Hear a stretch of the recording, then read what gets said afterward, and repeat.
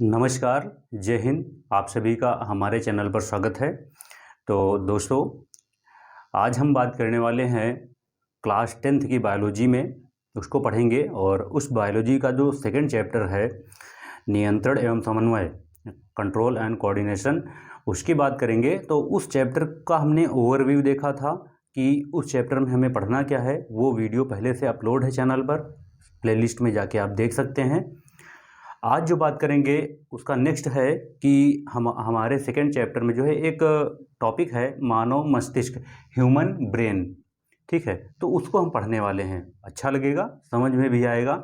और अगर आपका कोई डाउट है तो आप कमेंट में जो है करिएगा, पूछिएगा सवाल, वो हम जवाब देंगे। तो टॉपिक शुरू करने से पहले आपसे कहना चाहेंगे कि आप एक कॉपी ले लीजिए, एक पेन ले लीजिए, ताकि कॉपी और पेन पे आप जैसे मैं बताता जाऊं उसको नोट करते हुए जाइएगा, है ना। नोट करिएगा ताकि आपको रिवीजन करने में किसी भी प्रकार की कोई दिक्कत ना हो। तो शुरू करते हैं। तो हम बेस पहले देखते हैं कि जो मानव मस्तिष्क है वो मानव मस्तिष्क बना कैसे है।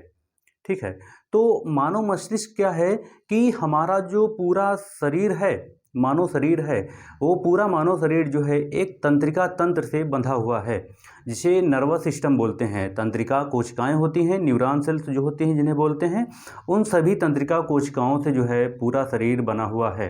वो सभी कोशिकाएं क्या करती हैं, पूरे शरीर के जो अंग हैं उनको आपस में जोड़े रखने का काम करती हैं। हमारे शरीर में अलग अलग प्रकार के अंग तंत्र पाए जाते हैं, ऑर्गन सिस्टम पाए जाते हैं, जिसमें हमारा पाचन तंत्र हो गया, हमारा श्वसन तंत्र हो गया, हमारा उत्सर्जन तंत्र हो गया, हमारा स्केलेटन सिस्टम यानी कि हमारा कंकाल तंत्र हो गया। इन सभी तंत्रों को आपस में जोड़े रखने का काम कौन करता है? हमारा तंत्रिका तंत्र करता है, हमारा नर्वस सिस्टम करता है, जिसे हम नर्वस सिस्टम बोलते हैं, है ना। तंत्रिका तंत्र बोलते हैं, जिसे हम क्या बोलते हैं? तंत्रिका तंत्र बोलते हैं, तंत्रिका तंत्र। ठीक है, नर्वस सिस्टम, नर्वस सिस्टम कहते हैं। अब ये क्या करता है कि हमारे शरीर के जितने भी ऑर्गन सिस्टम हैं, जितने भी तंत्र हैं, उन सभी तंत्रों को क्या करता है? आपस में लिंक करता है, जोड़ने का काम करता है। आपस में क्या करता है? लिंक करने का काम करता है, जोड़ने का कार्य करता है। यानी कि अगर अब बात की जाए कि तंत्रिका तंत्र कहते किसे हैं, तो एक लाइन में हम क्या करेंगे, उसकी डेफिनेशन बना सकते हैं कि तंत्रिका तंत्र कहते किसे हैं। तो पूरी बॉडी को आपस में कंट्रोल करने वाले तंत्र को, पूरी बॉडी को कंट्रोल करने वाले तंत्र को क्या कहते हैं? तंत्रिका तंत्र कहते हैं। सिंपल सी बात है कि पूरी बॉडी है, मानव शरीर की जो संरचना है, शारीरिक संरचना, वो बहुत जटिल है। तो सभी अंग अलग अलग कार्य करने के लिए बने हैं, लेकिन उन सभी अंगों को एक आपस में जुड़े रहें, आपस में नियंत्रित किया जा सके, उन्हें कंट्रोल किया जा सके और आपस में समन्वय स्थापित किया जा सके, उसके लिए जो एक तंत्र की जरूरत पड़ती है, जिसे तंत्रिका तंत्र बोलते हैं। तो अगर एक लाइन में इसकी परिभाषा की बात की जाए तो पूरी बॉडी को कंट्रोल करने वाले तंत्र को क्या बोलते हैं? तंत्रिका तंत्र कहते हैं। अगर हम इसकी डिफिनेशन लिखें तो क्या लिखेंगे? पूरी बॉडी को, यानी पूरी बॉडी मतलब शरीर, है ना, पूरी बॉडी को या शरीर को नियंत्रित करने वाले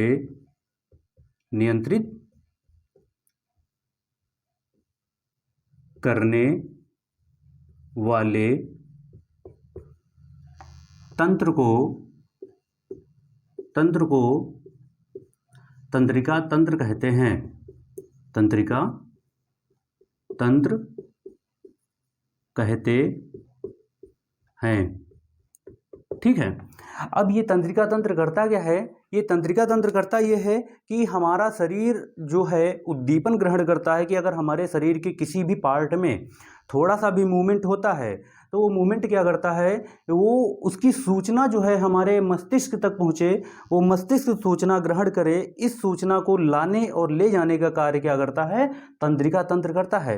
जितनी भी तंत्रिका कोशिकाएं होती हैं वो क्या करती हैं? मस्तिष्क तक जो है संदेशों को लाने और ले जाने का कार्य करती हैं।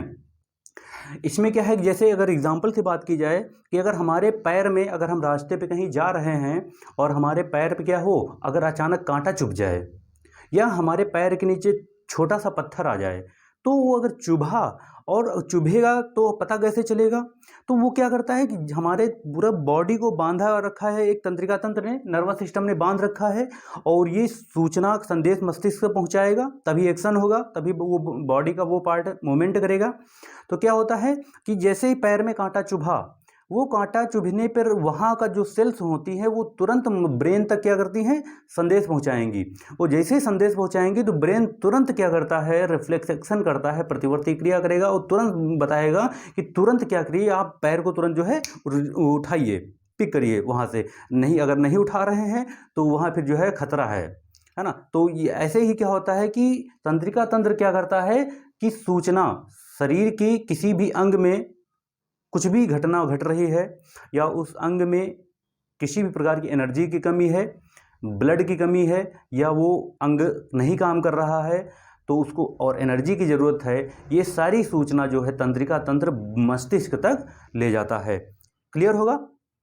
तो हमारा जो पूरी बॉडी को जो कंट्रोल करने वाला तंत्र होता है वो तंत्रिका तंत्र होता है ना। अब जो बात करते हैं कि जो हमारा मानव मस्तिष्क है, जो मानव मस्तिष्क है वो तंत्रिका, एक न्यूरॉन सेल होती है तंत्रिका तंत्र में, न्यूरॉन सेल, जिसे तंत्रिका कोशिका बोलते हैं, न्यूरॉन कोश सेल बोलते हैं, न्यूरॉन कोशिका बोलते हैं। तो जो मानव मस्तिष्क है वो 10 बिलियन न्यूरॉन सेल से बना हुआ है। कितनी? 10 बिलियन। फैक्ट है, नोट कर लीजिए, ये आप लिख देंगे तो जो है आपका जो है पॉइंट बढ़ जाएगा। तो क्या लिखेंगे कि जो मानव मस्तिष्क है वो लगभग, जो मानव मस्तिष्क है लगभग जो है लगभग 10 बिलियन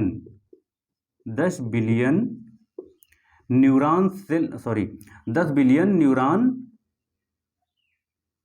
न्यूरॉन कोशिकाओं का बना हुआ है, कोशिकाओं से बना हुआ है। ठीक है, तो मानव मस्तिष्क जो है वो लगभग 10 बिलियन न्यूरॉन कोशिकाओं से बना हुआ है। अब आप समझ सकते हैं कि कितनी जल्दी जो है संदेश ग्रहण करता होगा, और कितनी जल्दी जो है माइक्रो सेकंड में जो है रिफ्लेक्स एक्शन होती होगी कि पैर में जो है कहीं कांटा चुभ गया है, या पैर में एक सांप ने काट लिया है, या किसी छोटे से कीड़े ने काट लिया है, और तुरंत हमें कैसे पता चल जाता है? तो इन्हीं तंत्रिकाओं के माध्यम से हमें क्या होता है, पता चल जाता है, और तुरंत मस्तिष्क क्या करता है, रिफ्लेक्स एक्शन करता है, तुरंत बता देता है कि जो है आप क्या करें, तुरंत वहाँ से हटाइए, पैर तुरंत हटाइए, वहाँ से हट जाइए। चाहे ठंडी हो, गर्मी हो, है ना, बारिश होने लगती है तब भी हमें ठंडी लगने लगती है, हीट है, अगर कहीं गर्मी लग रही है, आग जल रही है, तो ज़्यादा अगर नज़दीक बैठ गए तो हीट लगने लगी, तो कैसे महसूस होगी, कैसे पता चलेगा हमें? तो सारी तंत्रिकाएँ जो है होती हैं, तंत्रिका कोशिकाएँ जो होती हैं वो मस्तिष्क को बताती हैं। फिर मस्तिष्क जो है होता है वो क्या करता है, वो जो है बताता है कि वहाँ से हटिए, बहुत हीट लग रही है बॉडी को, उस पार्ट को शरीर को वहाँ से हटाइए। तो आप क्या करते हैं, एक्शन कर लेते हैं, तो वहाँ से हट जाते हैं। तो ये पूरा तंत्रिका तंत्र है। ठीक है, इसके बाद क्या है कि इसके बाद जो है हमारा जो मस्तिष्क का जो मुख्य भाग है होता है, थोड़ी जो तंत्रिका होती है वो मस्तिष्क का मुख्य भाग होता है। जो हमने बताया कि 10 बिलियन न्यूरॉन सेल से बना हुआ हमारा मस्तिष्क है, तो तंत्रिका तंत्र का जो है मस्तिष्क क्या है, मुख्य भाग है। ये पॉइंट भी आप नोट कर लीजिएगा कि जो तंत्रिका तंत्र है, तंत्रिका तंत्र का मुख्य भाग है कौन, मस्तिष्क। मुख्य भाग है कौन, मस्तिष्क है। ठीक है, जो है तंत्रिका तंत्र का मुख्य भाग कौन है, मस्तिष्क है। और मस्तिष्क को हम क्या बोलते हैं, कंप्यूटर। यानी हमारी बॉडी को क्या है, हमारी बॉडी का ये क्या है, कंप्यूटर है। मस्तिष्क हमारी बॉडी का क्या है, कंप्यूटर है। ठीक है, तो अब क्या है कि मस्तिष्क जो होता है इसके बारे में बात करेंगे। तो मस्तिष्क हमारा क्या है कि आपने आपके सर पे बाल दिख रहे होंगे, बाल के नीचे एक बहुत ही जो है मोटी लेयर होती है, बहुत टाइट जो है ढक्कन जैसा संरचना बनी हुई होती है, जिसे हम कपाल गुहा बोलते हैं। और उसके नीचे जो है एक झिल्ली होती है, फिर जो है हमारा मस्तिष्क होता है। मतलब इतना मस्तिष्क इतना इम्पॉर्टेंट है आपके लिए कि वो मस्तिष्क क्या होता है, इतनी सुरक्षित जो है सुरक्षा के रूप में रखा गया है, इतना सुरक्षित रखा गया है मस्तिष्क, ताकि जो है वो सारी बॉडी को क्या कर सके, कंट्रोल कर सके, सारी बॉडी को संदेश भेज सके। इसलिए जो है मस्तिष्क हमारे शरीर का बहुत ही इम्पॉर्टेंट पार्ट है। तो ये क्या होता है कि जो हमारा मस्तिष्क है वो एक जो है गुहा से, यानी कि बालों के नीचे जो पार्ट है, वो पार्ट जो है बालों के नीचे वाला जो टाइट है, जो हड्डियों से बना मजबूत जो ढक्कन है, ढक्कन जैसी संरचना बनी हुई है, वो उसे बोलते हैं, क्या करते हैं, उसे बोलते हैं क्रेनियम, है ना। उसे क्या बोलते हैं, क्रेनियम बोलते हैं। यानी कि क्रेनियम जो है हमारे बालों के नीचे वाला जो हिस्सा है उसे क्रेनियम बोलते हैं। और ये क्रेनियम क्या है, एक कपाल गुहा है, कपाल गुहा। यानी कि ये हमारे ब्रेन को क्या करती है, सुरक्षा प्रदान करने का काम करता है। हमारे मस्तिष्क को क्या करता है, सुरक्षा, यानी हमारे मस्तिष्क की सुरक्षा या रक्षा करता है। ठीक है, इसीलिए क्या बोलते हैं, ट्रैफिक में जब हम बाइक वगैरह चलाते हैं तो इसीलिए बोलते हैं कि आप हेलमेट लगा कर चलिए, क्योंकि हेलमेट लगाएंगे तो पहले हेलमेट, अगर एक्सीडेंट हुआ, दुर्घटना हुई, हेलमेट पहले उस चीज़ को झेलेगा, और उसके बाद जब अगर बचा तो हमारा जो है ये क्रेनियम नामक जो कपाल गुहा है, ढक्कन है जो रखा हुआ है हमारे मस्तिष्क के ऊपर, ये जो है उसको सह लेगा। अब क्या है, ऐसा जब बहुत से लोगों के बाल वाल बढ़िया है ना दिखाने के लिए चल देते हैं कि हेलमेट नहीं लगाया है, बाल उड़ाते हुए जो है, जुल्फे लहराते हुए जो है बाइक पे चल देते हैं, तो क्या होता है, अब सीधे आपका क्रेनियम जो है एक्सीडेंट में अगर टायर के नीचे सिर आ गया गाड़ी के, तो कद्दू की तरह जो है फक दे फूट जाता है। तो ऐसा ना हो, इसलिए आपको एडवाइस देना चाहेंगे कि आप लोग हमेशा हेलमेट लगाकर चलिए, इन जुल्फे लहराने के चक्कर में ना पड़ें, है ना, किसी को दिखाना नहीं, जिसको देखना होगा वो खुद देख लेगा तुम्हें, है ना, वो नहीं करना है। आपको यातायात के नियमों का पालन करना है, हेलमेट लगाकर चलना है, तो ताकि क्या हो सके कि हेलमेट पहले चोट को सहे, उसके बाद क्रेनियम नामक जो कपाल गुहा है जो हमारे रक्षा करने का काम करता है वो सहे। अब आगे बात करते हैं कि जो क्रेनियम नामक जो कपाल गुहा है, ये जो है 8 हड्डियों का एक ग्रुप है। ठीक है, ये क्या है कि ये क्रेनियम नामक जो कपाल गुहा, ये क्या है, 8 बोन्स का या 8 हड्डियों का क्या है, बोन्स, सॉरी 8 बोन्स का ई होगा ना, बोन्स का एक समूह है, एक समूह है, 8 हड्डियों का एक समूह है, जो क्या बनाता है, जो क्रेनियम नामक हड्डी बनाता है, और इसमें जो है जॉइंट पाए जाते हैं, है ना। ये 8 बोन्स का एक क्या है, समूह। क्रेनियम किसे बोलते हैं, क्रेनियम नामक जो कपाल गुहा होती है वो जो है बना हुआ होता है 8 हड्डियों के समूह से, और ये 8 हड्डियों का समूह क्या होता है कि ये क्रेनियम नामक जो है हड्डी बनाता है, और हड्डी बनाने के बाद क्या करता है, इसमें जॉइंट पाए जाते हैं। कौन से जॉइंट, यानी कि जो हड्डियां हैं, 8 हड्डियां जुड़ के क्रेनियम नामक जो है कपाल गुहा का निर्माण किए। अब इसमें पाया जाता है, इन हड्डियों में पाए जाते हैं जॉइंट, है ना, जॉइंट पाए जाते हैं, क्योंकि ये जॉइंट कौन से होते हैं, फाइब्रस जॉइंट, यानी रेशेदार जोड़े होते हैं, रेशेदार जोड़े होते हैं, जिन्हें हम फाइब्रस जॉइंट बोलते हैं, फाइब्रस जॉइंट, फाइब्रस जॉइंट बोलते हैं, है ना। ये फाइब्रस जॉइंट क्या होते हैं, इन सभी हड्डियों को आपस में जोड़े रखने का काम करते हैं। और फाइब्रस जॉइंट मतलब रेसा, रेसा मतलब बहुत मजबूत, है ना। आप लोगों ने रेसा सुना होगा, तो बहुत मजबूत होता है। घर में अपने मम्मी पापा से पूछिएगा तो बताएंगे कि जो सन की जो रस्सी वगैरह होती है ना, बहुत मजबूत होती है। तो जो ये 8 बोन्स होती हैं, ये जो है बनाती हैं क्रेनियम नामक कपाल गुहा का निर्माण करती हैं, और इनमें जॉइंट पाए जाते हैं, और ये जॉइंट जो जुड़े हुए होते हैं फाइब्रस जॉइंट कहलाते हैं, और बहुत मजबूती के साथ जुड़े होते हैं, और इसी से हमारे मस्तिष्क की ज़्यादातर सुरक्षा इसी से होती है। सबसे पहले भारी से भारी, तेज से तेज चोट जो है हमारा क्रेनियम नामक जो है कपाल गुहा, क्रेनियम नामक जो कपाल गुहा है ये सहता है, इसको झेलना होता है। ठीक है, अब क्या है, इससे, इस जॉइंट से क्या होते हैं, बहुत ही मजबूत जो है ये हड्डियां हो जाती हैं, और इससे सुरक्षा हमारे मस्तिष्क की बहुत ही अधिक होती है। इसके बाद आगे देखते हैं कि जो हमारे क्रेनियम नामक जो कपाल गुहा है, उस कपाल गुहा के बाद जो है होता है कि एक जो है पतली झिल्ली भी सपोर्ट करती है हमारे ब्रेन को, उसका वो भी काम करती है। यानी क्रेनियम नामक कपाल गुहा के बाद जो है एक पतली झिल्ली जो है, पतली झिल्ली होती है, एक पतली झिल्ली होती है, ये पतली झिल्ली जो है क्या करती है, ये भी जो है हमारे मस्तिष्क को क्या करती है, जो है सुरक्षा, हमारे ब्रेन को जो है सुरक्षा देने का कार्य करती है। लेकिन क्या होता है कि इस पतली झिल्ली का मुख्य काम क्या है, सपोर्ट देना। सपोर्ट का मतलब मस्तिष्क क्या करना कि इस क्रेनियम से ये क्रेनियम जो है ना, ये क्रेनियम मस्तिष्क से टच ना हो पाए, छू ना पाए, है ना। तो ये सपोर्ट देने का काम करती है। क्या करती है, सपोर्ट देने का काम करती है। सपोर्ट का मतलब क्या है कि ये क्रेनियम जो है, ये मस्तिष्क से क्या हो, टच ना हो पाए। क्रेनियम जो है मस्तिष्क से टच ना हो पाए, जो ब्रेन के हमारे मुख्य पार्ट हैं उनसे क्या हो, मस्तिष्क से टच ना होने पाए, छूने ना पाए। तो ये काम जो है ये पतली झिल्ली करती है। ये पतली झिल्ली, पहले क्रेनियम हुआ, सबसे पहले हमारे जो ऊपर वाला हिस्सा बाल है, बाल के नीचे जो टाइट है ना, ये पूरा जो ढक्कन दिख रहा है, ये ढक्कन क्या है, क्रेनियम नामक जो 8 हड्डियों से बना समूह है, रेशेदार जोड़े से जुड़ा हुआ है। इसके नीचे एक झिल्ली है जो कपाल गुहा और जो मस्तिष्क का मुख्य पार्ट है उसको अलग कर रही है, कि वो कपाल जो क्रेनियम है ये हमारा जो है मेन पार्ट से टच ना हो पाए, इसको अलग कर रही है। ठीक है। तो लेकिन ये जो झिल्ली होती है इसको क्या बोलते हैं, इस झिल्ली को बोलते हैं मेनिनजोइड झिल्ली। क्या बोलते हैं, मेनिनजोइड झिल्ली बोलते हैं। मेनिनजोइड झिल्ली बोलते हैं, है ना। ये जो झिल्ली होती है क्रेनियम के नीचे, इसे बोलते हैं मेनिनजोइड झिल्ली बोलते हैं। क्या बोलते हैं, मेनिनजोइड झिल्ली बोलते हैं, है ना। अब क्या है कि अगर ये क्रेनियम हटा, अगर ये एक्सीडेंट हुआ, क्रेनियम टूटा, खत्म हुआ, कपाल गुहा खत्म हुई, उसके नीचे पतली झिल्ली है, पतली झिल्ली भी फट जाएगी। अगर क्रेनियम फटा तो पतली झिल्ली फट जाएगी। और अगर ये मेनिनजोइड झिल्ली भी फटी, और अगर ये इतना तेज एक्सीडेंट हुआ कि मस्तिष्क के मुख्य पार्ट तक अगर ये चोट गई तो वहाँ इन्फेक्शन हो जाएगा।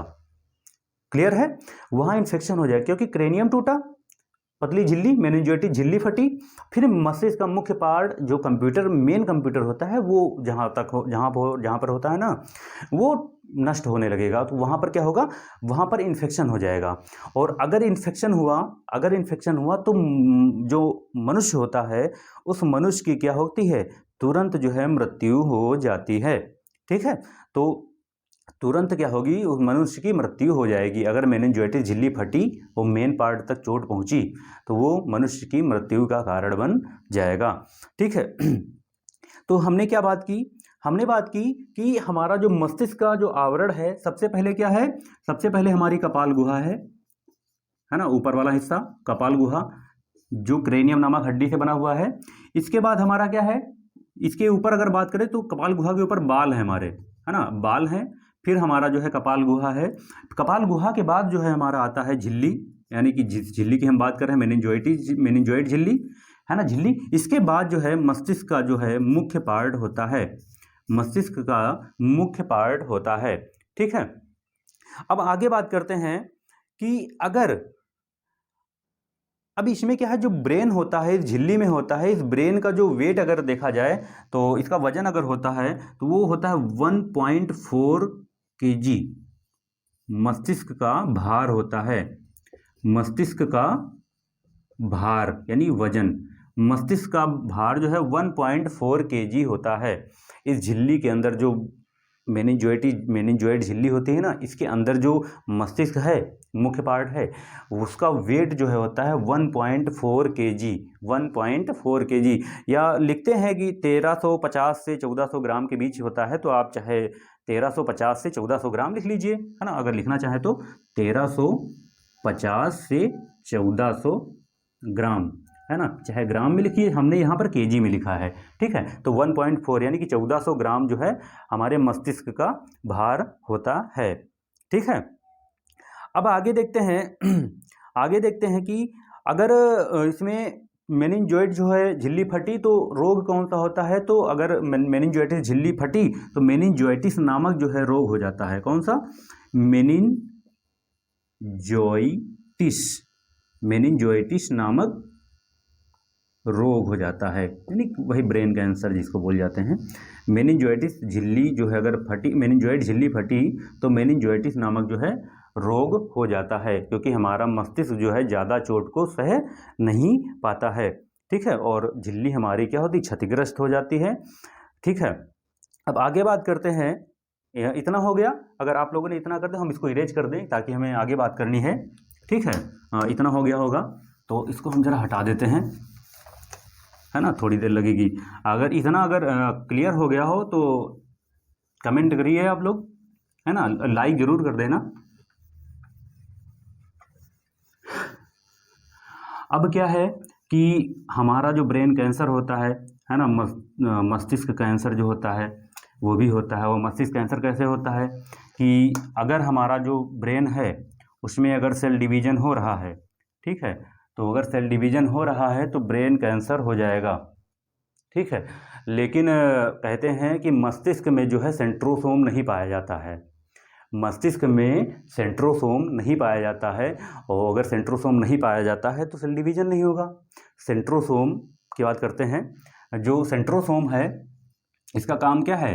सेंट्रोसोम आपने 9th या 10th में पढ़ा, 9th में पढ़ा होगा सेंट्रोसोम, है ना। सेंट्रोसोम इसका काम क्या होता है? सेल डिवीज़न करना, सेल डिवीज़न करना, सेल डिवीज़न करना, कोशिका विभाजन करना। ठीक है, कोशिका का विभाजन करना। तो सेंट्रोसोम का मुख्य कार्य है कोशिका का विभाजन करना। लेकिन जो मस्तिष्क होता है उसमें जो है सेंट्रोसोम नहीं होता है। जो मानव मस्तिष्क है उसमें सेंट्रोसोम अनुपस्थित होता है। अब क्या है कि अगर सेंट्रोसोम अनुपस्थित है तो सेल डिवीज़न नहीं होगा, यानी बहुत सारी कोशिकाएं नहीं बनेंगी, और अगर बहुत सारी कोशिकाएं नहीं बनेंगी तो जो है कैंसर नहीं होगा, यानी मस्तिष्क कैंसर, या जिसे हम ब्रेन कैंसर बोलते हैं। ब्रेन कैंसर, ब्रेन कैंसर नहीं होगा। लेकिन फिर भी ब्रेन कैंसर हो जाता है ना।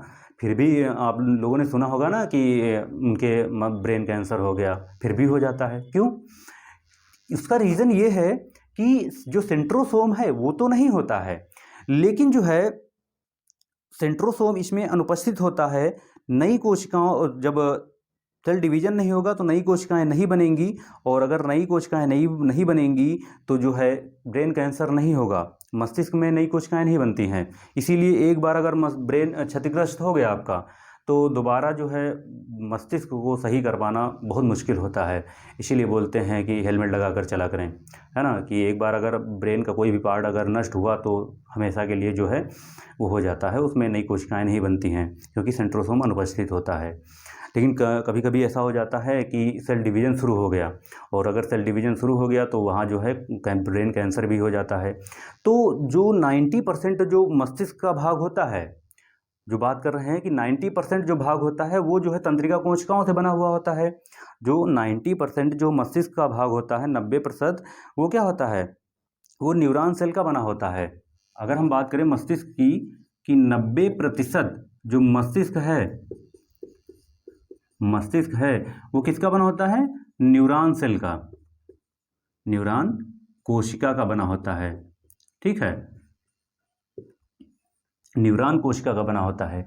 लेकिन इसका जो 10% वाला पार्ट होता है, वो जो 10% भाग होता है वो ग्लियल सेल का बना हुआ होता है। किसका बना होता है? ग्लियल कोशिका का बना होता है, ग्लियल कोशिका का बना हुआ होता है। ये 10% भाग जो है ग्लियल सेल का बना होता है। और यही ग्लियल सेल क्या करती हैं कि इसमें जो है सेंट्रोसोम प्रेजेंट होता है। इन 10% वाले भाग में क्या होता है? सेंट्रोसोम जो है प्रेजेंट होता है, सेंट्रोसोम जो है उपस्थित होता है। और यहाँ पर क्या होता है कि यहाँ उपस्थित होगा, और अगर उपस्थित हुआ तो यहाँ पर क्या हो सकता है? कोशिका विभाजन शुरू हो जाता है।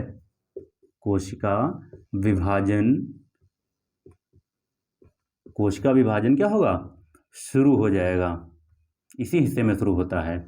और अगर कोशिका विभाजन हुआ तो मस्तिष्क में बहुत सारी कोशिकाएं बन जाएंगी। अब मस्तिष्क का तो एक लिमिट है कहाँ तक कोशिकाओं को सह पाएगा, कि झिल्ली है, जो हमारी मेनिंजोइड झिल्ली होती है, उस झिल्ली में कितनी कोशिकाएं आ जाएंगी, कितना बड़ा मस्तिष्क बन जाएगा।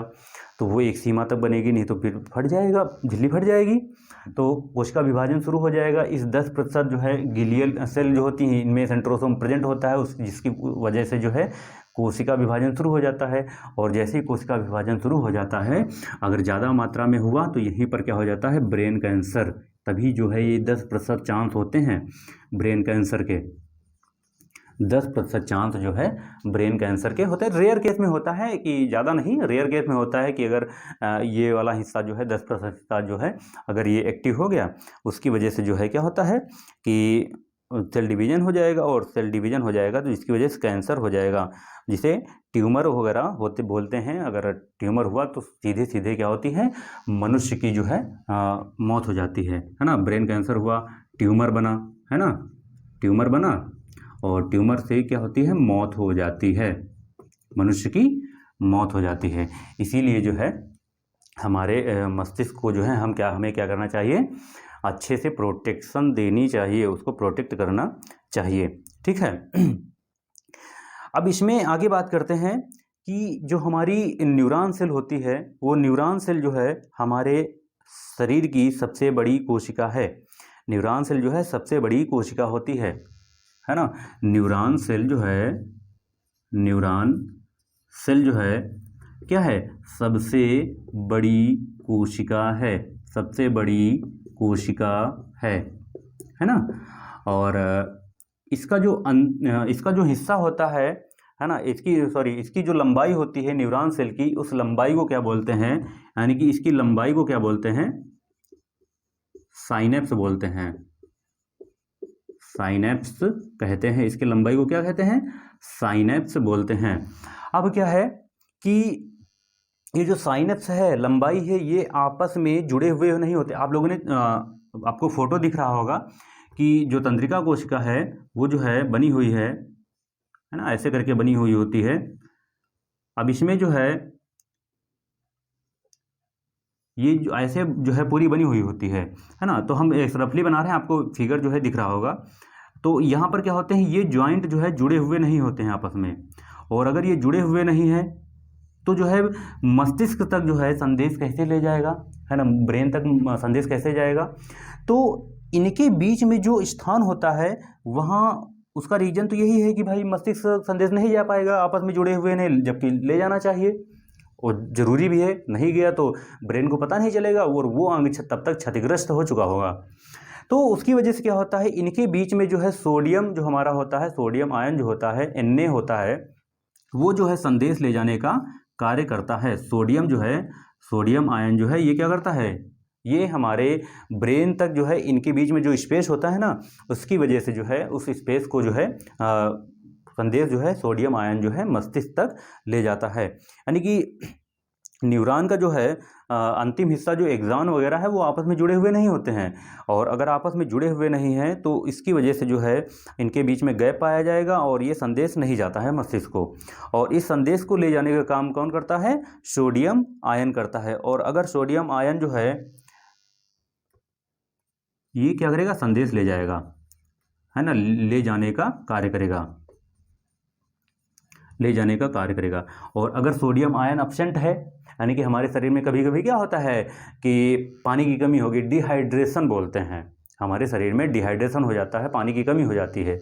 और अगर पानी की कमी हो गई, सोडियम की कमी हो गई, और फिर संदेश जाएगा नहीं, फिर हमें थकान महसूस होगी, हमारा गला सूखने लगेगा, हमारे शरीर से पसीने से भी हमारा सोडियम निकलता है बाहर, जिसे हम साल्ट वगैरह, है ना, अगर हम अपने पसीने को हल्का चखें, टेस्ट करें तो वो जो है नमकीन लगता है। तो सोडियम आयन है वहाँ से भी निकल रहा है, और साथ में जो है सोडियम आयन की वैसे भी डिहाइड्रेशन की वजह से कमी हो गई। अब इसकी पूर्ति करने के लिए हम लोग क्या करते हैं, इसकी पूर्ति करने के लिए हम लोग करते हैं कि नमक, चीनी और नींबू का घोल वगैरह बना के पीते हैं, या ग्लूकोज वगैरह चढ़वा लेते हैं। ग्लूकोज भी उसमें भी जो है सोडियम आयन पाया जाता है।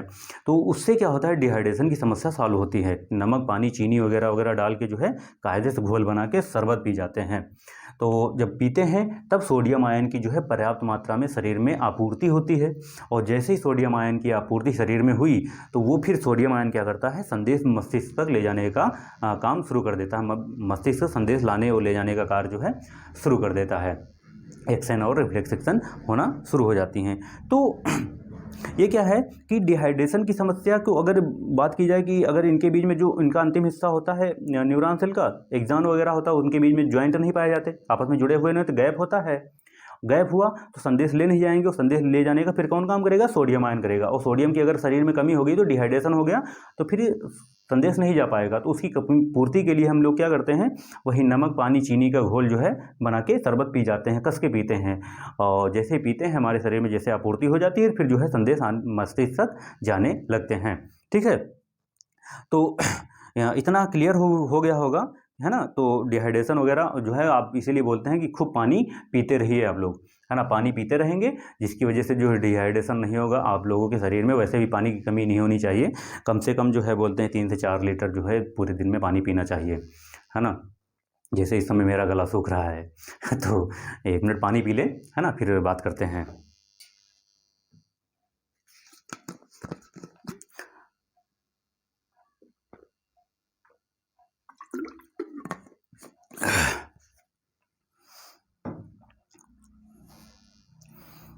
जैसे हमने कहा अभी कि मस्तिष्क में जो है सेंट्रोसोम नहीं पाया जाता, तो शरीर का कौन सा अंग है जिसमें जो है सबसे ज़्यादा कोशिका विभाजन होता है।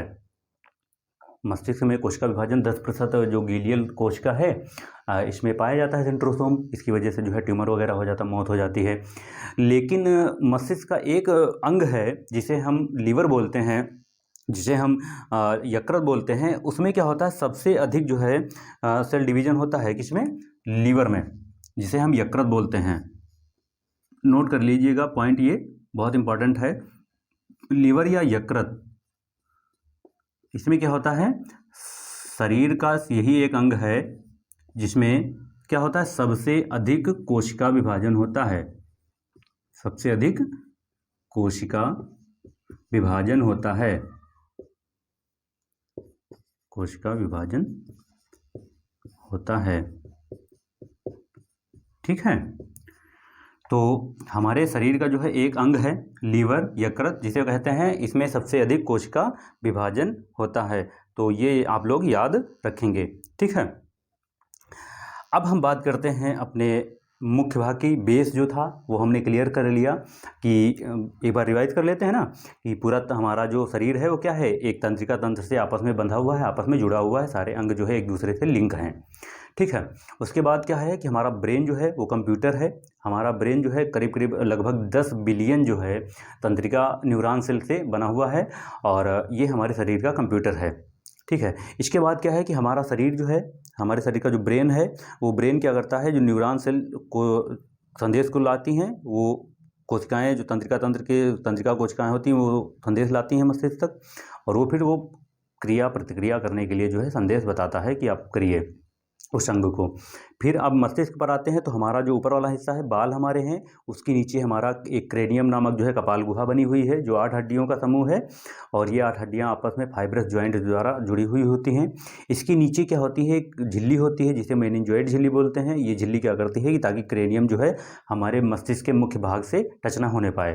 ठीक है, इसके बाद क्या होता है कि उस झिल्ली के जो है झिल्ली मेनिंजोइड झिल्ली होती है, अगर हम चोट लगती है, हेलमेट लगाना, यातायात नियमों शरीर यातायात नियमों का पालन करना चाहिए। तो अगर चोट लगी तो सबसे पहले हमारा क्रेनियम सहता है, और अगर चोट ज़्यादा तेज़ है तो क्रेनियम फटा, और क्रेनियम फटी तो उसके बाद झिल्ली के ऊपर जाता है, और जैसे ही झिल्ली हमारी फटती है, मेनिंजोइड झिल्ली जो फटती है, और सीधे जो है हमारा मस्तिष्क का पार्ट जो मुख्य पार्ट होता है वो जो है प्रभावित होता है, और अगर प्रभावित हुआ तो सीधे जो है मौत हो जाती है मनुष्य की। ठीक है, इसके बाद हमने क्या कहा कि हमारा मस्तिष्क जो है उसमें सेंट्रोसोम नहीं होता है, अनुपस्थित होता है, यानी लगभग 90% भाग है जिसमें नहीं होता है। तो उसमें अगर सेल डिवीज़न नहीं होगा, सेंट्रोसोम का काम मेन है सेल डिवीज़न करना, तो सेंट्रोसोम नहीं होता है, सेल डिवीज़न नहीं करता है, और अगर सेल डिवीज़न जो है नहीं करता है तो कैंसर नहीं होता है।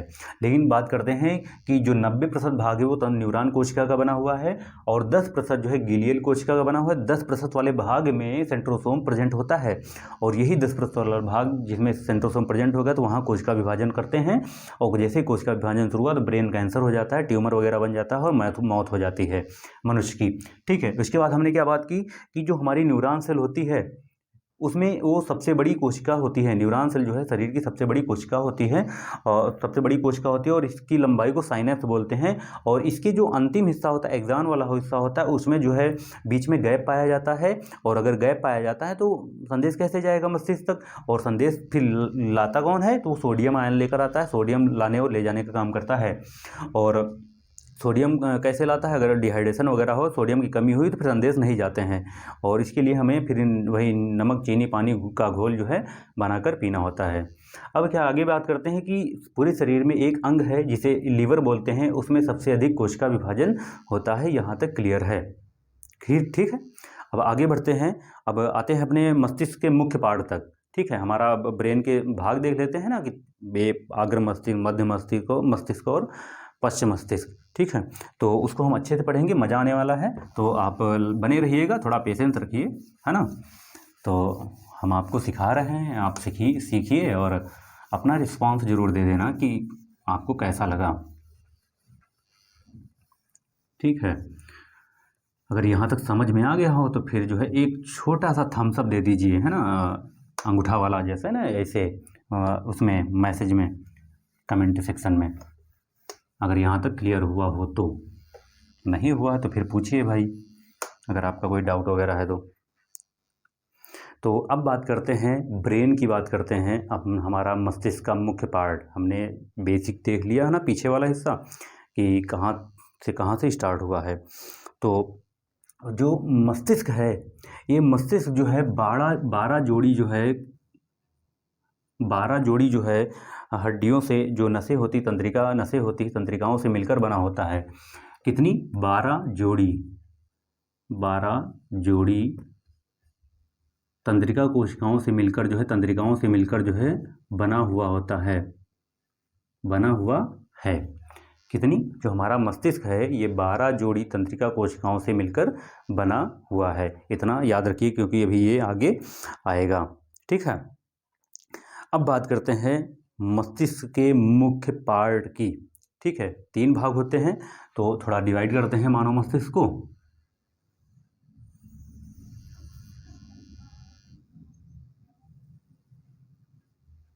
है ना, तो सबसे पहले जो है हमारा मस्तिष्क का जो मुख्य पार्ट होता है उसे बोलते हैं अग्र मस्तिष्क। क्या बोलते हैं? अग्र मस्तिष्क, फोर ब्रेन।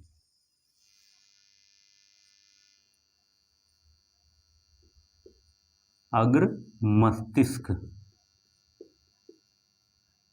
फोर ब्रेन बोलते हैं, फोर ब्रेन, इंग्लिश में फोर ब्रेन कहते हैं।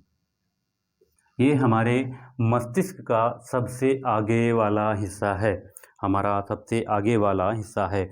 और इस अग्र मस्तिष्क को बोलते हैं प्रोसेनसेफेलॉन। प्रोसेनसेफेलॉन इंग्लिश में बोलते हैं प्रोसेनसेफेलॉन, लिख लीजिएगा, प्रोसेनसेफेलॉन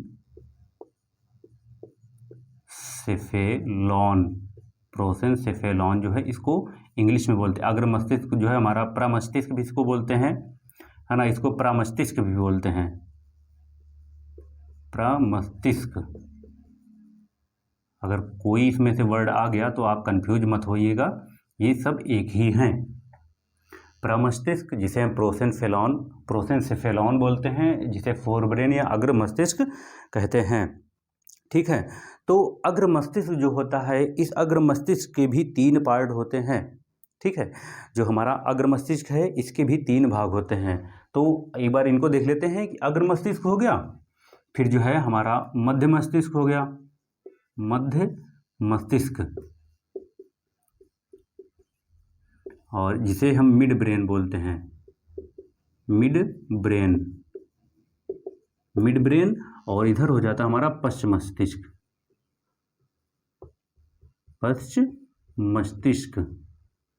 है ना, पश्च मस्तिष्क। ये हमारे जो है पूरे मस्तिष्क के जो है 3 पार्ट होते हैं। है ना, जो मध्य मस्तिष्क होता है उसे मिजेनसिफेलॉन बोलते हैं। अगर इसकी इंग्लिश लिखें तो यहाँ लिख दे रहे हैं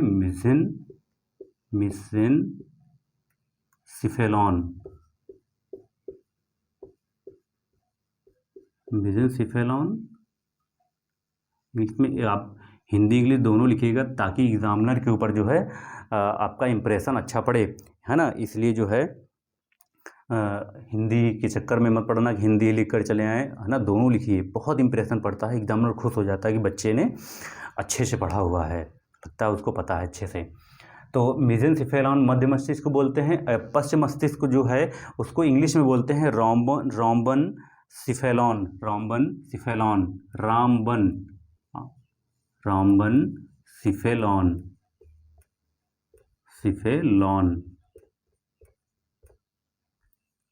सिफेलॉन जो है इसको बोलते हैं पश्च मस्तिष्क को। ठीक है, इतना क्लियर है कि हमारा जो मस्तिष्क है उसके 3 भाग हैं।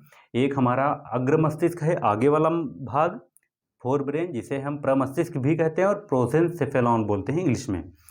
मध्य मस्तिष्क है जिसे हम मिड ब्रेन बोलते हैं, वो मिड ब्रेन जो है जिसे हम मेसेनसिफेलॉन बोलते हैं, जो हमारा सेंटर वाला हिस्सा होता है ना, ये पूरा हिस्सा। इसके बाद जो हमारा पश्चिम मस्तिष्क होता है जो सबसे पीछे हिस्सा होता है उसे रामबन सिफेलॉन बोलते हैं, पश्चिम मस्तिष्क। अब आते हैं मेन पार्ट पे, है ना। मेन पार्ट क्या है कि हमारा जो अग्र मस्तिष्क होता है वो अग्र मस्तिष्क भी जो है 3 जो है भागों में डिवाइड होता है।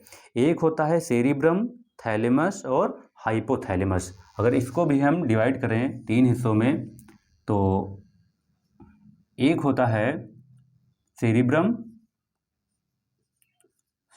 आगे वाला हिस्सा सेरिब्रम एक पार्ट हो गया, और एक पार्ट हो गया थैलेमस,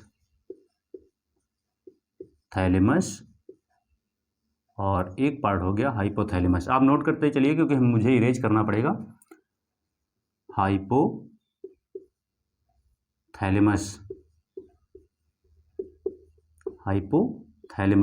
तो ये 3 पार्ट जो है हमारे अग्र मस्तिष्क के होते हैं। हमारे अग्र मस्तिष्क के 3 पार्ट होते हैं, सेरिब्रम, थैलेमस और हाइपोथैलेमस। तो इसमें जो ये 2 पार्ट होते हैं, थैलेमस और हाइपोथैलेमस, ये एक अलग जो है, मतलब आते तो हैं अग्र मस्तिष्क के अंतर्गत, लेकिन ये एक साथ होते हैं, है ना। ये एक साथ होते हैं, ये सेरिब्रम अलग होता है। तो इसे क्या बोलते हैं, डाईएनसिफेलॉन।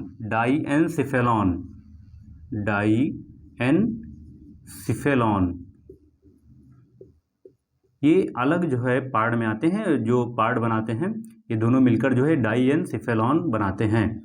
ये याद रखिएगा, ठीक है, ये आप लोग याद रखिएगा। ज़्यादा आगे निकल गया, ठीक है, उससे टच नहीं करना है हमको, अभी हम अग्र मस्तिष्क पे बात कर रहे हैं, ठीक है।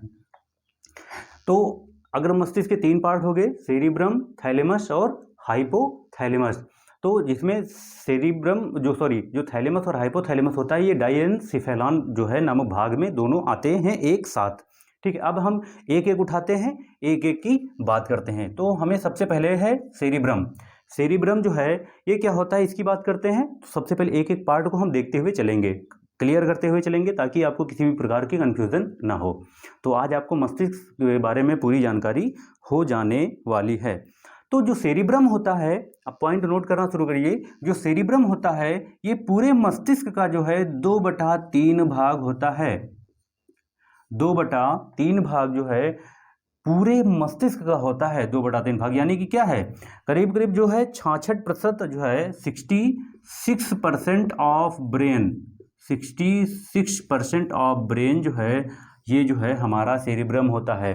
यानी कि 2/3 भाग पूरे मस्तिष्क का जो है 66% भाग जो है आगे वाला हिस्सा जो सेरिब्रम होता है ये होता है, और ये बहुत इम्पॉर्टेंट भी है, ठीक है, ये बहुत इम्पॉर्टेंट है। अब आगे बात करते हैं, ये इसके कार्य क्या है, इसका काम क्या है, वर्क क्या है, फंक्शन क्या है, वो देख लेते हैं।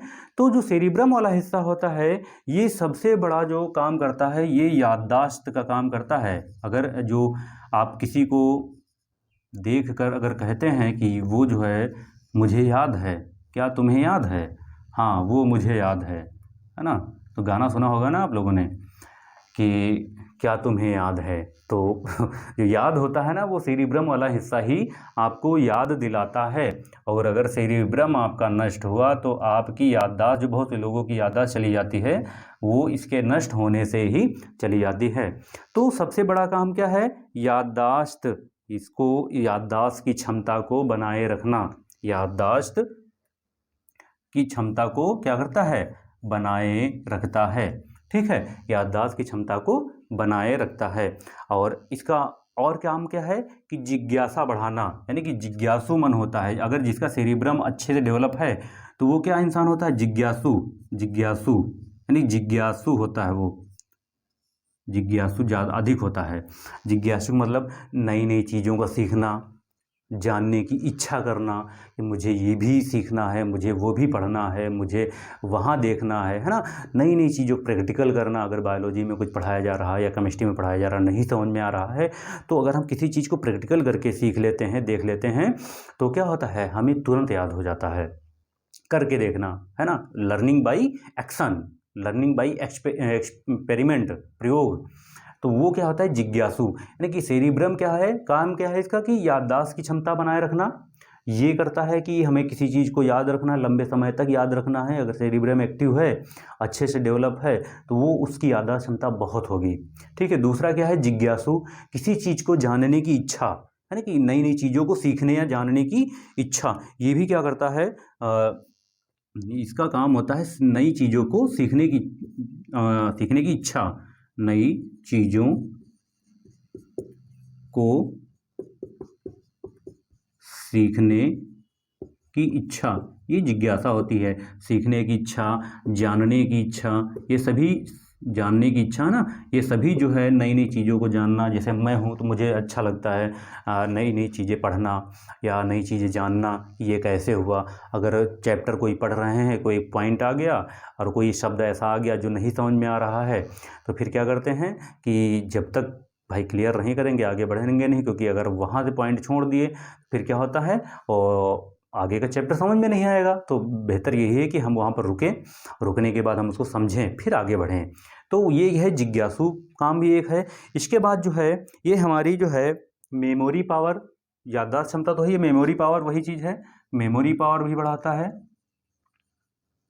मेमोरी पावर का मतलब क्या है कि आप सुबह सुबह बिस्तर से उठे, है ना, आप सुबह सुबह गहरी नींद से उठे और बाहर निकले कमरे के, और एक आदमी जो है कुर्सी पर जो है बैठा पेपर पढ़ रहा है, और आपको याद नहीं आ रहा है, कि लग रहा है कि हाँ देखा देखा है, कौन है भाई पेपर पढ़ रहा है सुबह सुबह हमारे कमरे के बाहर कुर्सी डाल के बैठा हुआ है।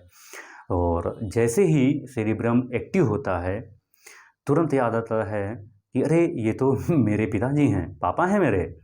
देखो कैसे भूल गए, अपने पापा को भूल गए तुम। तो ऐसा जो है, इसीलिए बोलते हैं ना सेरिब्रम को एक्टिव रखें, है ना। यही काम जो है मेमोरी पावर बढ़ाने का काम करता है, ताकि याद रहे कि अपने पापा को ही ना भूल जाओ, है ना, जिसने तुमको जो है इस धरती पर लाने में बहुत बड़ा योगदान दिया है। ठीक है। अब क्या है कि जो मनुष्य होते हैं, और मनुष्य की जो है जैसे मनुष्य का सेरिब्रम है, तो वो सेरिब्रम तो भाई मनुष्य का ज़्यादा एक्टिव होना चाहिए, क्योंकि मनुष्य चांद पर पहुंच गया है, मतलब खुराफात करते हुए। अब क्या है कि एक पॉइंट आता है कि जो सूअर का सेरिब्रम है मनुष्य की छोटी उंगली के समान होता है। पॉइंट नोट कर लीजिएगा, बहुत इंपॉर्टेंट है, अगर लिख देंगे ना तो इफेक्ट पड़ेगा। कि जो सूअर होती है ना, सूअर का जो सेरिब्रम होता है, ये सूअर का जो सेरिब्रम होता है वो कितना बड़ा होता है? तो मनुष्य की जो छोटी उंगली होती है, मनुष्य की छोटी अंगुली के समान होता है, छोटी उंगली के समान होता है। मतलब ये अगर ये वाली जो फिंगर है हमारी, तो इस उंगली के आकार का होता है, इतना समान होता है, इतना ही बड़ा होता है सूअर का सेरिब्रम। सेरिब्रम की बात कर रहे हैं। जो मनुष्य की जो छोटी उंगली होती है, उस उंगली के समान जो है सूअर का सेरिब्रम होता है, ये वाला हिस्सा होता है। तो ठीक है, आपको इतना क्लियर हो गया होगा, है ना, कि अग्र मस्तिष्क फोर ब्रेन की बात करें तो फोर ब्रेन में जो है हमारे आते हैं सेरिब्रम, थैलेमस, हाइपोथैलेमस, जिनमें हमने क्या सेरिब्रम की बात कर ली। ठीक है। तो इतना क्लियर हो गया होगा। अब आते हैं अपने थाइलेमस पर आते हैं, ताकि थैलेमस की बात करें हम, तो इसको हम इरेज कर देते हैं। नोट कर लीजिएगा, आप लोग नोट कर चुके होंगे, है ना। अब आगे बात करते हैं। हमारा सेरेब्रम वाला हिस्सा हो गया, और इतना है कि याद, मेमोरी पावर है, याद रखने की क्षमता है ना, कि ताकि आप जो है, अगर आपकी शादी वादी हो तो श्रीमती जी का घर ना भूल जाएं, या श्रीमती जी को ना भूल जाएं, तो वो सेरेब्रम जो है आप एक्टिव रखिएगा वहाँ पर। नहीं, एक बार अगर किसी का क्या, श्रीमती जी का, या अगर हैं तो, वो नहीं है तो होंगी ही, अगर उनका जन्मदिन भूल गए, एनिवर्सरी भूल गए, तो ये खतरा हो सकता है ना। तो सेरेब्रम को जो है आप लोग एक्टिव रखिएगा उस समय, नहीं तो जवाब नहीं देते बनता है। इसके बाद आते हैं अपने थैलेमस वाले हिस्से पे, कि थैलेमस क्या है। मनुष्य का जो थैलेमस है, उस थैलेमस की बात करते हैं। थैलेमस हमारा क्या काम करता है कि हमारे जो एक्सटर्नल इन्वायरमेंट होता है, उसको जो है हमारे शरीर को बताने का काम करता है, उसको आभास कराता है। एक्सटर्नल इन्वायरमेंट यानी बाह्य वातावरण, इसकी बात कर रहे हैं हम थैलेमस की अपनी। बाह्य वातावरण, बाह्य वातावरण, बाह्य वातावरण का आभास कराता है, बाह्य वातावरण का आभास कराता है। बाह्य वातावरण का आभास का मतलब क्या है कि अगर बाहर ठंडी है, इसको बताएगा। आपको पता, जो है थैलेमस वाला हिस्सा है यही बताता है, ठंडी लगी, और अगर गर्मी लगी इसको बताता है, और अगर कुछ चुभा, ये भी जो है चुभना, अगर दर्द वगैरह हुआ तो वो भी जो है आपका थैलेमस जो है आपको बताता है। ठीक है, तो बाह्य वातावरण, एक्सटर्नल इन्वायरमेंट जो है बाह्य वातावरण को बताने का काम जो है हमारा ये करता है, कि ठंडी गर्मी। आप लोगों ने देखा होगा कि जो शराबी होते हैं उनका जो थैलेमस होता है वो उस समय जो है काम नहीं करता। तो शराबी नाली में पड़े मिलते हैं, है ना, शाम को पिए और गिरते पड़ते हुए नाली में चले आ रहे हैं। अब सुबह पता चलता है, उस समय कुछ भी नहीं पता चलता, ना उन्हें ठंडी लगती है, ना गर्मी लगती है, ना गीलेपन का एहसास होता है कि बाथरूम कहाँ हो गया, ना पैंट में ही हो जाता है ना, पहने हुए हैं, कर रहे हैं सब कुछ साथ में। तो उस समय इनका थैलेमस एक्टिव नहीं होता है, क्योंकि वो एकदम निश्चिंत अवस्था में पड़े हुए होते हैं। जो हो रहा है होने दो, है ना, सावन को आने दो, और आया सावन झूम के उड़ा देते हैं। तो उस समय उनका एक्टिव नहीं होता है थैलेमस, और उसकी वजह से उन्हें पता ही नहीं चलता है कि वो कहाँ है। उन्हें ना तो सर्दी का एहसास होता है, ना गर्मी का एहसास होता है, तो उनका थैलेमस जो है एक्टिव नहीं होता है। तो आप लोगों ने देखा होगा, बहुत सारे जो है अगर रात में, अगर शाम के समय अगर उनको पीट दिया जाए, अगर शराबी वराबी हैं, है ना, एब्यूजिंग करने लगते हैं, गलत शब्द बोलने लगते हैं, तो पीट देता है कोई ना कोई, भाई पीट ही देगा अगर किसी को कहोगे फालतू में। तो फिर अगर उनको पिटाई होती, उस समय उनको नहीं पता चलता है, ना दर्द का एहसास होता है, ना किसी चीज़ का एहसास होता है। लेकिन जो है सुबह जो है उस दर्द का एहसास होता है, जब नशा उतरता है ना, उस समय जो है दर्द का एहसास होता है। कि फिर पूछते हैं श्रीमती जी से, या किसी से पूछते हैं कि भाई क्या हुआ था शाम को, बताओ, मुझे तो कुछ याद ही नहीं है क्या हुआ, मैं कहाँ क्या किसको क्या कह गया। उस समय जो है उनको पता चलता है कि उन्होंने कितनी बड़ी गलती कर दी है। और जब एक्टिव होता है, थैलेमस एक्टिव होता है, तो शराबी इसको जो है निश्चिंत करने के लिए ही शराब पीते हैं ज़्यादातर। उनको पता नहीं होता है कि उनका जो है कुछ लगेगा ही नहीं, सारी चिंता ख़त्म, सारी दर्द ख़त्म, सारा दुख ख़त्म। तो उसको ख़त्म करने के लिए जो है शराब पीते हैं वो लोग, तो उसकी वजह से उन्हें पता नहीं चलता। तो थैलेमस का काम मुख्य क्या है, बाह्य वातावरण का आभास कराना, ठंडी गर्मी सर्दी दर्द वगैरह ये सारी चीज़ों का एहसास कराना होता है। तो ये हमारे थैलेमस का काम है। इसके बाद अब आते हैं आगे अपने हाइपोथैलेमस वाले हिस्से पे। ठीक है, हाइपोथैलेमस वाले हिस्से पर आते हैं। तो हाइपोथैलेमस का मुख्य काम क्या है, तो हाइपोथैलेमस का मुख्य काम क्या है कि जैसे थैलेमस है शरीर के बाह्य वातावरण को बताता है, बाह्य वातावरण क्या है। इसके बाद जो है हाइपोथैलेमस है वो शरीर के अंदर के तापमान को क्या करता है, नियंत्रित करता है। शरीर के अंदर के तापमान को क्या करता है, नियंत्रित करता है। शरीर के अंदर के तापमान को नियंत्रित करता है। शरीर के अंदर के तापमान को नियंत्रित करता है कि अगर शरीर के अंदर का तापमान क्या है, अगर तापमान अंदर क्या है, अधिक है, या तापमान अंदर जो है कम है, तो वो कैसे मैनेज होगा? हाइपोथैलेमस मैनेज करेगा। कैसे? पसीने के माध्यम से, है ना, पसीना निकाल देगा। अगर अंदर तापमान अधिक है तो अगर इसकी बात करें तो अगर अंदर शरीर के अंदर तापमान अधिक है तो पसीना जो है बाहर निकलेगा, और पसीना जैसे ही बाहर निकलेगा शरीर का टेम्परेचर जो है क्या होता है, कंट्रोल हो जाता है, नियंत्रित हो जाता है। ठीक है, एक तो पॉइंट ये हो गया कि शरीर के अंदर के तापमान को नियंत्रित करता है हमारा हाइपोथैलेमस करता है। ठीक है, और अगर टेम्परेचर शरीर के अंदर अधिक है तो पसीना भी निकलेगा, और अगर कम है तो अगर शरीर के अंदर टेम्परेचर कम है तो हमें क्या लगेगी, हमें जो है हमारे शरीर में पानी की मात्रा पर्याप्त होगी। अगर शरीर के अंदर का टेम्परेचर कम है तो फिर जो है वो उसको नियंत्रित कर लेगा। ठीक है, पसीने के माध्यम से जो है नियंत्रित कर लेगा। ठीक है, ये पॉइंट हो गया। इसके बाद जो है अगला पॉइंट ये है कि हाइपोथैलेमस हमारा नेचर डिसाइड करता है ना। हमारा जो नेचर है, हाइपोथैलेमस हमारा क्या करता है, ये हमारा जो है नेचर डिसाइड करता है। नेचर का मतलब क्या है, व्यवहार। नेचर डिसाइड करता है, व्यवहार डिसाइड करता है, चरित्र जिसको बोलते हैं, है ना, चरित्र अच्छा होगा। आप किसी के साथ अच्छे से बात करेंगे या प्रेम से बात करेंगे या गुस्से से बात करेंगे, क्रोध में, एंगर, है ना। तो ये जो है हाइपोथैलेमस एक काम ये भी करता है, नेचर को डिसाइड करने का काम भी करता है, जिसमें क्रोध का नियंत्रण, है ना, क्रोध का नियंत्रण, है ना। और अगर क्रोध है कर रहे हैं आप, उसका नियंत्रण करता है। और अगर आपको प्रेम हो गया, है ना, प्रेम प्रसंग अगर आपका चल गया किसी से, तो उसको भी डिसाइड करता है कि भाई इस चीज़ से बच के रहना, अभी पढ़ने की उम्र है ना। ये जो लड़की की मुस्कुराने की तो अदा है, जो इसमें फंसा वो गधा है ना। सॉरी उल्टा हो गया, मुस्कुराना लड़कियों की अदा है, जो इसमें फंसा वो गधा है। अगर उसको प्यार समझ लिया तो गधा है। तो अगर प्रेम प्रसंग चल रहा है तो वो भी जो है हाइपोथैलेमस ही है, कहता है करो, आओ तुमको आगे बताते हैं, करो करो।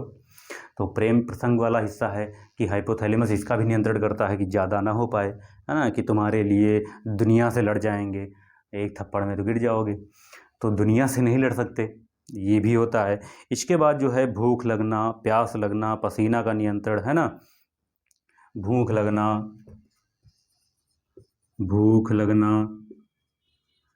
प्यास लगना, है ना, शरीर के अंदर टेम्परेचर यानी कि पसीना नियंत्रण करते हैं, पसीने का नियंत्रण, बदबू करने लगता है, इतना ज़्यादा निकलता है, पसीने का नियंत्रण होता है, नियंत्रण लिखते हैं, पसीने का नियंत्रण करते हैं। और इसके बाद जो है शरीर के अंदर परिवर्तन भी होते हैं, उनको भी नियंत्रित करते हैं, है ना। शरीर के अंदर क्या होते हैं, परिवर्तन भी होते हैं। अगला पॉइंट क्या लिखेंगे कि शरीर के अंदर परिवर्तन को भी क्या करते हैं, नियंत्रित करते हैं, परिवर्तन को भी क्या करते हैं, नियंत्रित करते हैं, शरीर के अंदर हुए परिवर्तन को भी नियंत्रित करते हैं। और अगला पॉइंट क्या है कि उस पॉइंट में करते हैं, जो लड़का होता है उसका हाइपोथैलेमस ज़्यादा एक्टिव होता है। मतलब वही चीज़ है कि अगर किसी लड़की ने क्लास में बैठे हुए लड़के से, अपने पड़ोस में बैठे हुए लड़के से अगर पेन मांग लिया तो लड़का क्या समझता है कि आज से जो है ये लाल दुपट्टे वाली मेरी है, और पूरे क्लास में अनाउंस कर देता है तुरंत कि ये जो है तुम्हारी सब लोगों की भाभी हैं। तो लड़के का जो हाइपोथैलेमस कुछ होता है वो ज़्यादा एक्टिव होता है। जो हाइपोथैलेमस है वो जो लड़का होता है, उस लड़के का हाइपोथैलेमस क्या होता है, ज़्यादा एक्टिव होता है। और इस एक ज़्यादा एक्टिव हुए हाइपोथैलेमस को कंट्रोल कौन करती है, लड़की, है ना। लड़का तो पेन मांगा तुरंत जो है कह दिया हमारी हैं, आज से हो गई बातचीत शुरू। लेकिन लड़की जब पिटाई करती है, लड़की, जैसे कुछ कहा और ठोक दिया, कूट दिया उसके, सैंडल चलती हैं और सैंडल जहाँ चली तहाँ हाइपोथैलेमस जो है कंट्रोल हो गया।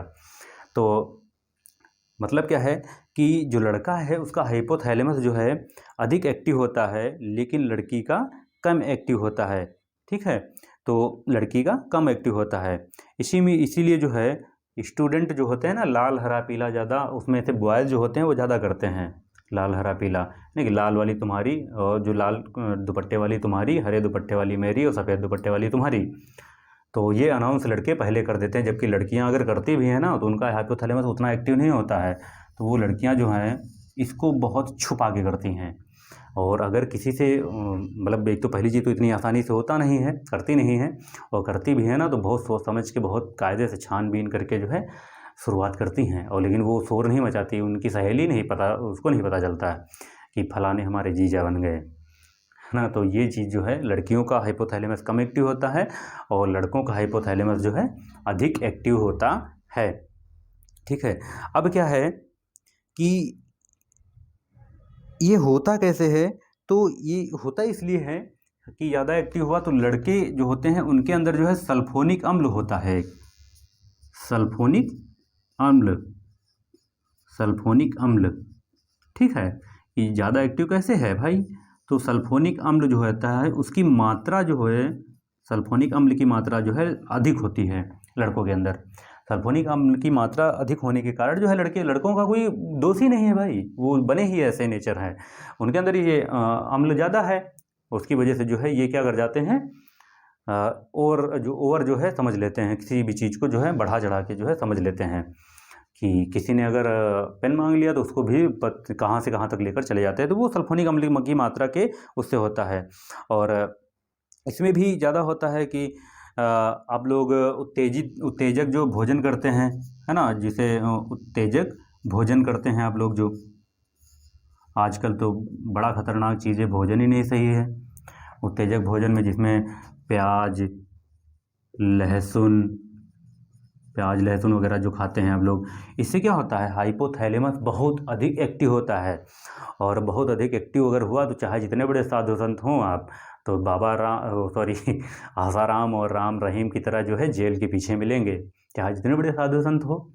तो ये आप जो उत्तेजक भोजन, तामसिक भोजन जो करते हैं, जो तला भुना ज़्यादा खाते हैं, पोला हो गया है ना, पोला वगैरह है, और बहुत सारी ऐसी चीज़ें हैं जो बच्चे ज़्यादातर खाते हैं। सुबह सुबह शुरू कर दिए, पोला खाना शुरू कर दिए, शुद्ध भोजन ही नहीं करते हैं। शुद्ध भोजन का मतलब क्या है कि आजकल कोई भी भोजन जो है अगर मार्केट में आप लेने जा रहे हैं या कोई सब्जी वगैरह लेने जा रहे हैं, तो वहाँ भी दवाइयाँ वगैरह, इतना ज़्यादा पेस्टिसाइड्स वगैरह पड़े हुए हैं, उसमें भी जो है सभी ये क्या करते हैं, हाइपोथैलेमस को अधिक एक्टिव करने का काम करते हैं। और हाइपोथैलेमस हमारा अगर ज़्यादा एक्टिव हुआ तो खतरा ही रखा हुआ है।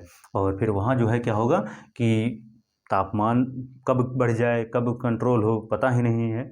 और भूख लगेगी, प्यास लगेगी, है ना, ना भूख लगे ना प्यास लगे, दर्द होने लगता है। और फिर जो है अगर लड़की मना कर देती है तो फिर लड़का जो है गम में जो है फिर नशेड़ी बन जाता है, शराब वगैरह पीने लगता है।